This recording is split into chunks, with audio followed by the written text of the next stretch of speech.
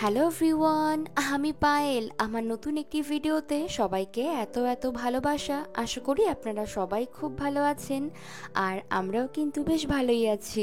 আজকের বারটা হলো বুধবার, ঘড়িতে সময় এখন সকাল 7:30 মতো। গতকালকে ঠিক করে রেখেছিলাম কি দিয়ে কি রান্না হবে। সকাল সকাল উঠে এই রান্না বান্নাই হলো আমার কাছে সব থেকে বড় কাজ। আজকে বেশ অনেকগুলো পদ একসাথে রান্না করব, ওই যে 2 দিন চলে যায় সেই মতো করে। গতকালকেই সব কেটে বেছে ধুয়ে রেখেছিলাম, তবে কয়েকটা কাজ সকালবেলাও করলাম। আর এই পনির দেখছেন, এটা না গতকালকে আমি বানিয়েছি। ওই পনিরের ঝোল করব চিলি চিকেন করব, বাসা ফিশ আর আলু বেগুন দিয়ে একটা ঝোল, সাথে শাক করব কলমি শাক, সেটাও আবার খোলা মাছ দিয়ে।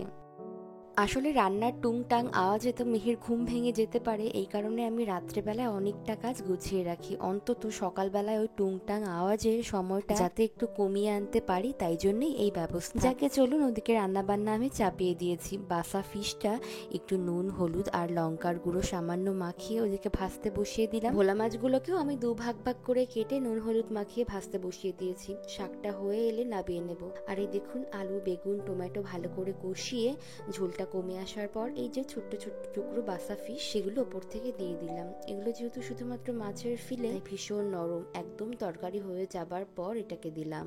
অন্য কারি পিসের মতো করে যদি থাকতো তাহলে এটাকে অনেক আগে দিতাম, তবে এইভাবে না দিলে মাছের চিহ্ন পরে আর হয়তো নাও পেতে পারি। যাকে এদিকে আবার ভোলা মাছটাও হয়ে এসেছে। আমার মা জানেন, অনেক দিনের পুরনো বা বাসি ভোলা মাছ বা যে কোনো সামুদ্রিক মাছ এইরকম ভাবে শাক রসুন ফোড়ন দিয়ে রান্না করে। আজকে ওরকম ভাবেই রান্না করলাম। আসলে এই ভোলা মাছগুলোতে একে সামুদ্রিক, তারপর অনেক দিনের পুরনো মাছ, তাই এইভাবে রান্না করলে খেতে দুর্দান্ত লাগে। পনির এখানে ফ্রেশ কিনতে পাওয়া যায় না, ইন্ডিয়ান বা বাংলাদেশি গ্রোসারি সবগুলোতে ফ্রোজেন পনির কিনতে পাওয়া যায়। তবে ওই ফ্রোজেন পনির আমার খুব একটা ভালো লাগে না, তার থেকে বরং এরকম 2 লিটার দুধ কিনে এনে বাড়িতে একটু কষ্ট করে বানিয়ে নিলে তার থেকে অনেক ভালো পনির অনেক কম দামি পাওয়া যায়। আর একটু কষ্ট করলে যদি এত ফ্রেশ পনির পাওয়া যায় তাহলে ক্ষতি কি? যদি আবার ভালো একদম ফ্রেশ পাওয়া যেত তাহলে এত ঝক্কি পোহাতাম না বাপু। পনির আমি সবসময় বেশ ভালোই বানাই, আসলে অনেক দিন ধরে বানাচ্ছি তো ওই কারণেই বোধহয় পনির বানানোতে একটা হাত চলে এসেছে। যাই হোক, পনিরগুলো আমি একটু বড় বড় কিউব কিউব করে কেটে নিলাম। একটুখানি নুন আর হলুদ মেশানো তেলের মধ্যে এগুলোকে চলুন অল্প সময়ের জন্য ভেজে তুলে নিই। এগুলো শুধুমাত্র ওই গরম মশলা ফোড়ন দিয়ে ডুমো ডুমো করে আলু কেটে টমেটো দিয়ে পনিরের একটা পাতলা ঝোল বানাবো। যেহেতু 2-3 দিনের খাবার বানাচ্ছি, তাই একটু শুকনো শুকনো নয়, বরং একটু ঝোল ঝোল খাবারই বানাচ্ছি, যাতে 2-3 দিন মতো চলে যায়। আসলে খাবার যেহেতু বারবার গরম করতে হয়, তাই ঝোলের পরিমাণ অনেকটাই কমে আসে।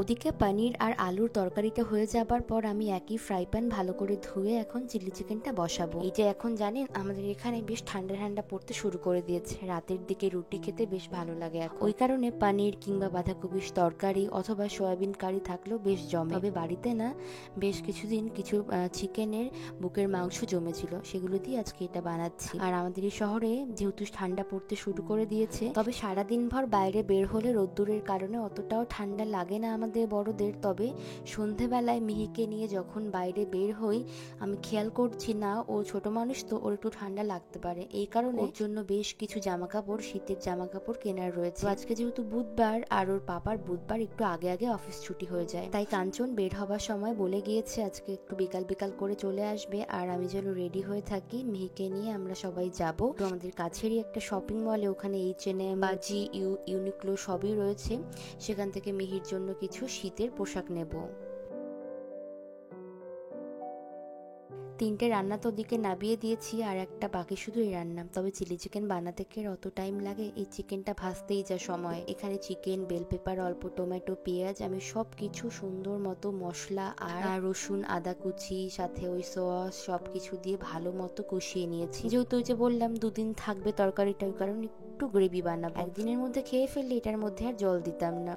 আর দেখবেন চিলি চিকেনের মধ্যে জল একটু কম দিলে সেটা খেতে বেশি ভালো লাগে, তবে ওই যে 2 দিনের চক্করে পড়ে আমাকে একটু জল দিতেই হলো। যাকে চলুন, এদিকে রান্না বান্না সব হয়ে গিয়েছে, আমি গুছিয়ে রাখলাম। এগুলো একটু ঠান্ডা হয়ে এলে একদম ক্লিয়ার র্যাপ দিয়ে আটকে ফ্রিজে তুলবো।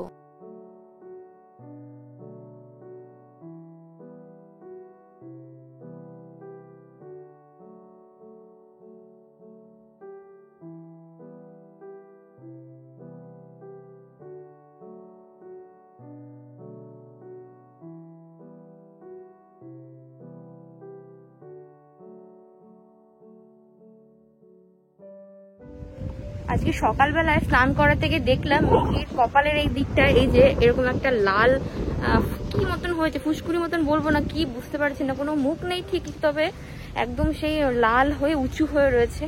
কোথাও ঘাইটায় তো খায়নি, আমার হাত দিয়ে তো কিছু হয়নি বা সেরকম কিছু হতে পারে বলে আমার মনেও হয় না। তবে কালকে না ঘরে একটা পোকা ঢুকেছিল আমার মনেও আছে, তো সেই জন্য সেই ভয়টা আমি যেহেতু পাচ্ছি তাই সামনের কাছেই একটা ওই পেডিয়াট্রিক ক্লিনিক রয়েছে, তো সেখানে আমি যাব। ওই যে ঠিক ওই পারে রয়েছে, ওই যে ওই পারে ওই এই বড় বিল্ডিংটা এখানে রয়েছে, তো একদম কাছে পিঠে তো, তাই ভাবলাম চট করে গিয়ে একবার দেখিয়ে আনি। বাচ্চা মানুষ, ছোট মানুষ, মাথায় কি দিয়ে কি উঠেছে, আমি বারবার হাতটাও লাগাচ্ছি না যাতে ব্যথা যাতে পায় কিনা। তো দেখলাম কান্নাকাটিও খুব একটা করছে না, খুব একটা কি মানে কান্নাকাটি করছেও না, তারপরেও আমার মনের ভয়ের জন্য আমি চট করে গিয়ে একবার দেখিয়ে আনি ডক্টরের কাছে। কাঞ্চনকে বললাম, তো কাঞ্চন যেটা করেছে সেটা হলো অনলাইনে একটা অ্যাপয়েন্টমেন্ট নিয়েছে, একদম এমার্জেন্সি অ্যাপয়েন্টমেন্ট নেওয়া যায়। তো বাইরে খুব হাওয়া হচ্ছে, তো ওই জন্য এই যে কেরিয়ারে এসেও চারপাশ দিয়ে এই যে ছোট ছোট জায়গার যে ফাঁক দিয়ে হাওয়া ঢুকছে, সেখান দিয়ে হাওয়া গেলে একটু নিঃশ্বাস নিতে কষ্ট হয়, তো ওই জন্যই বোধহয় একটু নড়াচড়া করছে। কিন্তু যাই দেখি, কেয়ার স্ট্রলারটা আনিনি, তার কারণ কাছেই তো, তাই এই কেরিয়ারে করে নিয়ে এসেছি। এখন চলুন যাই, গিয়ে দেখি ডক্টর কি বলেন। ডক্টর যা বলার বললেন, আমিও যা ভেবেছি তাই বললেন, ওই পোকা কামড়েছে বোধ হয়। তার কারণ ডক্টর এমনি সঠিক করে বলতে পারলেন না যে এক্স্যাক্টলি কি হয়েছে, বললেন হয়তো পোকা কামড়াতে পারে। তার কারণ মিহির ওরকম কোনো লক্ষণ নেই যেরকম ফুসকুড়ি বা কিছু হওয়ার, উনি গলা চেক করলেন, ওই জ্বর চেক করলেন, কোনো সেরকম কিছুই নেই। বাট তারপরে ওষুধ দিলেন, যদি এটাতে না কমে তাহলে আর একটা জায়গায় দেখানোর কথা বললেন। তো আমি এখন যাচ্ছি ওষুধটা নিতে। যাই হোক, আমার ওষুধ নেওয়া হয়ে গিয়েছে, এখন যাচ্ছি আমি বাড়ির দিকে। রাস্তাটা একবার দেখে পার হব, এটা না একদম অভ্যাসে পরিণত হয়ে গিয়েছে। আগে অত দেখতাম না, বাট এখন মিহিকে নিয়ে রাস্তায় বেরোতে এত সতর্ক থাকি, তো সেটাই এখন অভ্যাস হয়ে গিয়েছে। মানুষ তো আসলে অভ্যাসেরই দাস। যেখানে লাল ব্যাপারটা হয়েছে, তো ওখানে লাগানোর জন্য ডক্টর একটা ওষুধ দিলেন, তো সেই ওষুধটা আমি নিয়েছি। এখন যাচ্ছি বাড়ির দিকে, একটু হাওয়া বইছে, তবে ভাবছি একটু থোমস হয়ে বাড়ি যাব। থোমস অ্যাকচুয়ালি এদেশের ড্রাগ স্টোর বলা যেতে পারে, তো সেখানেও ওষুধ পাওয়া যায়, কিছু ড্রাগ স্টোরেবল ওষুধ পাওয়া যায়। তো আমি ওখান থেকে মিহির জন্য একটা সাপ্লিমেন্ট কাইন্ড অফ ওষুধ নেব, সেটা ডক্টর আগের চেক আপে বলেছিলেন। তো ওটা আমি অনলাইনে অনেক খুঁজলাম, পেয়েছি, বাট অনলাইনে দামটা একটু বেশি। তো দেখবো আগে থোমসে পাওয়া যায় কিনা, তারপর যদি না পাওয়া যায় একান্তই, তখন আমি অনলাইন থেকে অর্ডার করে নেব। না, আমি স্টোরে ওষুধটা পেলাম না, তাই এখন বাড়ির দিকে যাচ্ছি। বেশ ঠান্ডা হাওয়া বইছে। বাড়িতে এসে মেয়েকে ফিট করিয়ে দিয়েছি, আমি খেয়ে দিয়ে স্নান সেরে একটা লম্বা ঘুম দিয়েছি। সকাল সকাল রান্না বান্না বা সংসারের অন্য সমস্ত কাজ হয়ে গেলে সারা দিনটা বেশ দীর্ঘ হয় আর হাতে অনেকটা সময়ও থাকে। তারপর ওই তো সন্ধে 6টা নাগাদ কাঞ্চন বাড়িতে এলো, আমরা 3জন মিলে আবার একটুখানি সন্ধ্যার স্ন্যাক্স করে বেরিয়েছি। সামনেই তো হ্যালোউইন, তাই সেই উপলক্ষে এখানকার সব দোকানগুলোতেই এরকম বড় বড় কুমড়ো বা হ্যালোউইনের বিভিন্ন রকম ডেকোরেশন সাজানো থাকে। আর এদেশে জানেন তো, এই যে হ্যালোউইন বা মাদার্স ডে বা ছোট ছোট যে প্রোগ্রামগুলো থাকে, ওই যেসব স্পেশাল দিন বা দিবসগুলো থাকে, যেই সব দিনগুলোতে আমরা একে অন্যকে উপহার দেই, সেই দিনগুলোতে বিভিন্ন ধরনের ফুল গাছ বা অর্গানিক ফুলের বুকে দেওয়ারও চল রয়েছে। তো সেই সবই দেখলাম এই দোকানে বিক্রি হচ্ছে। প্রচুর রকমের সাকুলেন্ট গাছ রয়েছে, তবে সাকুলেন্ট গাছ আমি বাড়িতে নিয়ে খুব একটা বাঁচাতে পারি না, তাই তোমরা বাছারা এই দোকানেই থাকো, পাহেলের বাড়িতে গিয়ে তোমাদের আর কাজ নেই। এত ছোট ছোট সুন্দর সুন্দর জিনিস দেখলেই মনে হয় যেন এক একটা করে কিনি, তবে তা তো আর সম্ভব নয়। এই কাঞ্চনের সাথে শপিং এ আসলে আমার একটা বড় জ্বালা থাকে জানেন, সেটা হলো এটাকে নিয়ে বেশিক্ষণ ধরে আবার শপিং করা যায়। শপিং করতে গেলেই ওর যত সময়ের ব্যারাম ঘটে, ধৈর্য নেই, একদম ধৈর্য নেই। আরে বাবা, শপিং করতে আসবো, একটুখানি দেখে শুনে সবকিছু কেনাকাটি করব, এটা ভালো লাগছে না কি ওটা ভালো লাগছে না, একটু ট্রায়াল রুমে যাব, এইভাবেই তো শপিং করতে হয় বলুন না? তাতে হবে না, জাস্ট কেনো আর ঝটাপট করে ব্যাগে নিয়ে চলো বাড়ির দিকে যাই। ওর থিওরিটা ঠিক এইরকম হুটোপাটা করে বলে মিহি আসার আগে আমি একা একাই শপিং এ যেতাম, ওকে খুব একটা নিতাম না। সবকিছু তো কাছে পিঠে, তাই দূরে যাওয়ার আর প্রয়োজন পড়তো না। তবে এখন মিহি আসার পর কি অজুহাত দেখাই বলুন তো? বলি, আরে তোমার মেয়েরই তো জামা কাপড়, সবকিছু বুঝে শুনে ভালো করে দেখে নিতে হবে তো, কোনটা রং থাকে, কোনটা একটু ছিঁড়ে যায় তাড়াতাড়ি, কোনটা সাইজ ঠিক হচ্ছে না এরকম বলে বলে বলে বলে আমি সময়টা একটু বাড়িয়ে নিই। আর দেখি হ্যাঁ, ওনার নিজের মেয়ের কথা বললে দিব্যি একেবারে লাইনে চলে আসে। আমরা H&M এসেছি। H&M, ইউনিক্লো সব জায়গায় বাচ্চাদের জামা কাপড় বেশ সুন্দর পাওয়া যায়, তবে H&M এর কালেকশন আমার খুব ভালো লাগে। এখান থেকে মিহির জন্য বেশিরভাগ জামা কাপড় নেওয়া হয়, তবে ইউনিক্লো থেকেও নেওয়া হয়। ওখানকার গুলো দেখতে ফর্মাল, তবে এখানকার থেকেও কোয়ালিটি আরো বেস্ট।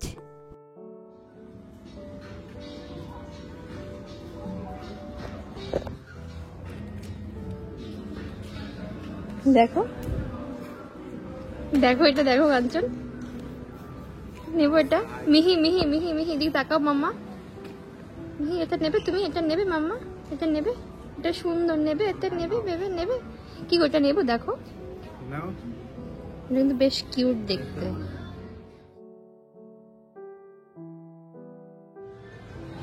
এটা কিন্তু ভালো লাগছে না, হোয়াইটটা বেশি ভালো লাগে। হোয়াইটটা বেশি ভালো লাগে। মিহি তোমার কোনটা পছন্দ? বলো হোয়াইটটা মাম্মা। আমারও হোয়াইটটা বেশি ভালো লাগে, বাট এটা একটা সেই উলি উলি সেই পশম পশম ব্যাপার আছে, হয় না ভেড়ার গায়ে যেরকম ওরকম টাইপের খাওয়া, এগুলো কিউট।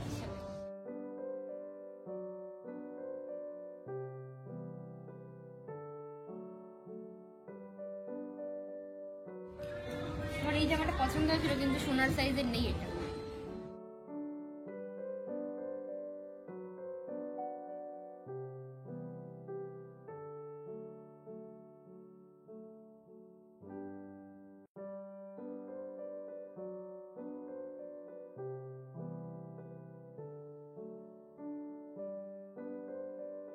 বেশ, চলুন জামা কাপড় আমরা মোস্টলি শীতেরই নিলাম, কারণ শীত আসছে, এখন আর পাতলা হালকা জামা কাপড় নিয়ে কাজ নেই। ওকে এখন মোটা মোটা জামা কাপড় পরাতে হবে, তো সেই রকম বুঝেই কিছু জামা কাপড় নিয়েছি। তারপর ওখান থেকে বেরিয়ে আমরা এলাম একটু ফুড কোর্টে। খুব বেশি খাবার দাবার এখন খাবো না, যে বাড়ি থেকে স্ন্যাক্স করে এসেছিলাম, কিন্তু তারপরেও কাঞ্চন বললো চলো খুচখাচ কিছু একটা খাওয়া যায়। ওই কারণে আমরা KFC-তে এলাম, নিয়েছি একটা অরিজিনাল চিকেন, সেই সাথে এই কম্বো প্যাকের সাথে ফ্রেঞ্চ ফ্রাইস ছিল, যেমন ছিল কোক, আর তার সঙ্গে নতুন স্টোরে আসা হানি গার্লিক চিকেনও নিয়েছি। আর ম্যাকডোনাল্ডসের থেকেও KFC-র ফ্রেঞ্চ ফ্রাইস আমার বেশি ভালো লাগে, তার কারণ এখানকার ফ্রেঞ্চ ফ্রাইসগুলো বেশি পুরু আর অনেকটাই ক্রাঞ্চি হয়ে থাকে।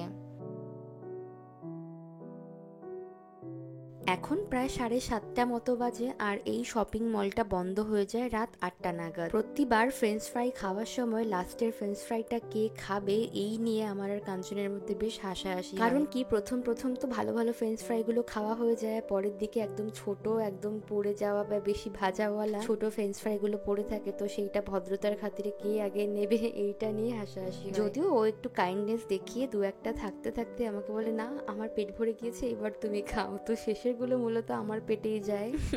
যাকে, চলুন, খাবারগুলো বেশ গরম, তাই আস্তে ধীরে খেয়ে নিয়ে বাড়ির দিকে যাই। আর আজকের ভিডিওটাও এখানেই শেষ করছি। দেখা হচ্ছে পরবর্তী নতুন ভিডিওতে। সবাই খুব ভালো থাকবেন, সুস্থ থাকবেন, টাটা, বাই বাই।